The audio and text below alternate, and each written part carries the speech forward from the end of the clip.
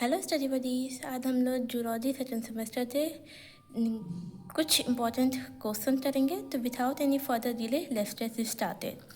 तो mechanism of enzyme action mechanism यानी वो परफॉर्म कैसे होता है उसके बारे में। इट्स लोअर एक्टिवेशन, ये एक्टिवेशन एनर्जी जो लो करता है, कम करता है via lock and key slash induced fit model. इस प्रोसेस से लॉक एंड टी या जिसको इंडीड फिट मॉड भी कहते हैं उससे substrate bind to active sites forming an enzyme. Substrate bind करते हैं जिससे एक्टिव साइट से और एक एंजाइम सबस्ट्रेट कम्प्लेक्स फॉर्म करते हैं leading to product formation and enzyme regeneration.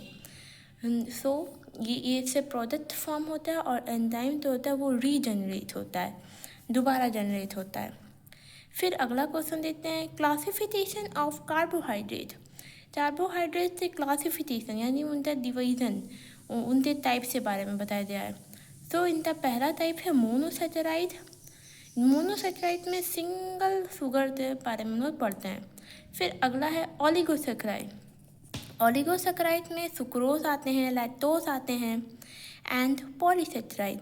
Polysaccharide में स्टार्च आते हैं, सेलुलोज आते हैं, बेसेंडन आते हैं। और कार्बोहाइड्रेट क्या होते हैं? शुगर के यूनिट्स होते हैं।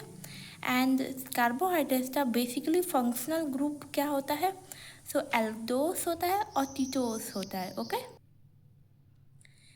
फिर हम लोग अपना अगला क्वेश्चन देखते हैं, यूरिन फॉर्मेशन। यूरिन के फॉर्मेशन था इस प्रोसेस को अल्ट्रा फिल्ट्रेशन प्रोसेस भी कहते हैं।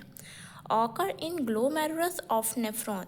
ये जो यूरिन फॉर्मेशन प्रोसेस है वो कहाँ होती है? नेफ्रॉन के ग्लोमेरुलस में होती है। High blood pressure forces water and small solutes out of capillaries into Bowman capsule. जो हाई ब्लड प्रेशर होता है वो फोर्स करता है वाटर तो और स्मॉल छोटे छोटे सॉल्यूट तो कि वो हमारे कैपिलरी से बाहर निकल के ब्रोमेन कैप्सूल में चले जाएं, जिससे कि फिल्टरिंग आउट जो बड़े बड़े ब्लड पार्टिकल्स होते हैं और जो लार्ज प्रोटीन पार्टिकल्स होते हैं वो रह जाएं। फिर अगला हम लोग क्वेश्चन देते हैं, liver. Liver is the largest gland consisting of hepatic lobules. Liver जो होती है वो बहुत बड़ी ग्लैंड होती है, लार्जेस्ट ग्लैंड होती है जिसमें हेपेटिक लोब्यूल्स पाए जाते हैं। फंक्शन यानी इनका कार्य क्या होता है? बाइल प्रोडक्शन, बाइल तो प्रोड्यूस करते हैं। डिटॉक्सिफिकेशन यानी हमारे शरीर से जो भी टॉक्सिक वेस्ट प्रोडक्ट हैं उनको रिमूव आउट करने में हेल्प करते हैं। ग्लाइकोजन स्टोरेज, ग्लाइकोजन यानी ग्लूकोज जो होता है उसको ग्लाइकोजन की फॉर्म में अपने अंदर स्टोर करने का भी काम करते हैं। प्रोटीन सिंथेसिस, प्रोटीन के फॉर्मेशन में भी काम करते हैं। एंड यूरिया फॉर्मेशन, और जो यूरिया है उसका भी फॉर्मेशन करने में लिवर हेल्प करता है। ओके अगला हम अपना क्वेश्चन देखते हैं, लिपिड्स से सिग्निफिकेंस यानी लिपिड्स की क्या महत्वपूर्णता है, वो क्यों ज़रूरी है हमारे लाइफ में। तो lipids are the structural components of cell. Lipids जो हैं वो स्ट्रक्चरल कंपोनेंट है जिसका सेल था, यानी हमारे सेल की, हमारी कोशिका की स्ट्रक्चर संरचना बनाने में लिपिड्स बहुत ही ज़्यादा एक सिग्निफिकेंट रोल प्ले करते हैं। सेल मेम्ब्रेन बनाने में हेल्प करते हैं। थर्मल आइसोलेशन, थर्मल आइसोलेशन यानी बॉडी का टेम्परेचर मेंटेन करने के लिए बेसिकली अदर एग्जांपल से लिया जाए, जो ठंडी एरिया होते हैं या जब ठंड होती है तो हमारे बॉडी के अंदर हीट ट्रैप हो, हमारा बॉडी का टेम्परेचर ज़्यादा लो ना हो, उसमें फैट मदद करता है।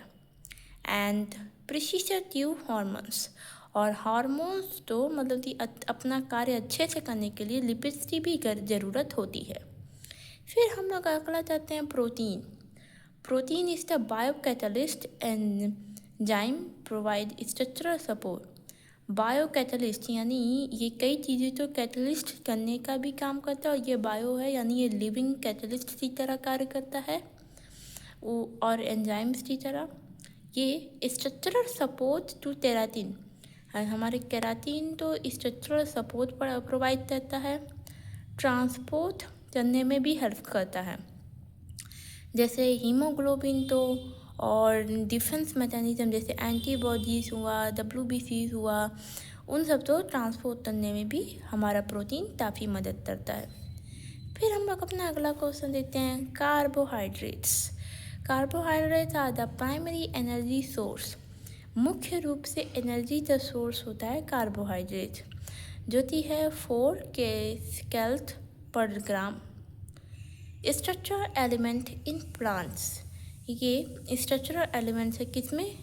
प्लांट्स में। इन प्लांट, और ये प्लांट से सेलुलोज में पाया जाता है, और सेल टू सेल रिकॉग्निशन में भी ये हेल्प करता है, यानी एक सेल दूसरे सेल को पहचाने, उससे कोई मटेरियल एक्सचेंज करे या उससे कोई मटेरियल ले, इस सब में भी कार्बोहाइड्रेट बहुत इम्पॉर्टेंट रोल प्ले करता है। So study buddies, I hope आज की वीडियो आप तक पसंद आई होगी। देन प्लीज़ आप लाइक कीजिएगा, कमेंट कीजिएगा, और अगर आपको ये चैनल पे ऐसी वीडियो चाहिए देन प्लीज़ इस चैनल को सब्सक्राइब कीजिएगा। Okay, thank you so much for watching, have a great day ahead.